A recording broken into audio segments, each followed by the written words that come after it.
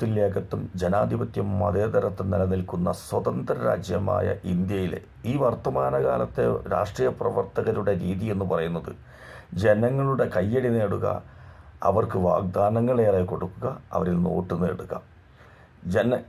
MP ആവുക, MLA ആവുക, മുഖ്യമന്ത്രിയാവുക, പ്രധാനമന്ത്രിയാവുക, ജനങ്ങൾക്ക് കൊടുത്ത വാഗ്ദാനങ്ങൾ പാലിക്കുക എന്നുള്ളത് നാം ഇന്ന് കണ്ടുകൊണ്ടേയിരിക്കുന്ന കാര്യങ്ങളാണ്. ജനങ്ങൾക്ക് വല്ലതും ആവശ്യമുണ്ടെങ്കിൽ അവർ ഫൈറ്റ് ചെയ്യുക. പക്ഷേ ഒരിക്കലും അവർ ജനങ്ങളെ പറ്റിച്ചതാണെന്ന് കോൺഗ്രസ്സുകാരുടെയോ മാർക്സിസ്റ്റുകാരുടെയോ പ്രവർത്തനത്തിൽ നിന്ന് അടുത്ത കാലത്തൊന്നും മനസ്സിലാവില്ല. എന്നാൽ RSS പ്രതിനിധാനം ചെയ്യുന്ന BJP പ്രവർത്തകർ ഇതുപോലെ പ്രലോഭനങ്ങൾ നൽകി അവർ അധികാരത്തിലെത്തിക്കഴിഞ്ഞാൽ ജനങ്ങളെ പറ്റിച്ചതാണെന്ന് പച്ചയായി മനസ്സിലാവാൻ ഏറെ സമയം വേണ്ട, 1 മാസം എടുക്കില്ല എന്നുള്ളതാണ്. ഒരു കാര്യം പറയാനുള്ളത്, സന്ദീപ് വാര്യർ ഈ വെറുപ്പ് സമ്പാദിക്കുന്ന പാർട്ടിയിൽ നിന്ന് കഴിച്ചിലായി ഇങ്ങനൊരു പാർട്ടിയിൽ വന്നത് അദ്ദേഹത്തിന് ഗുണം ചെയ്യുമെന്നുള്ളത് ഉറപ്പാണ്.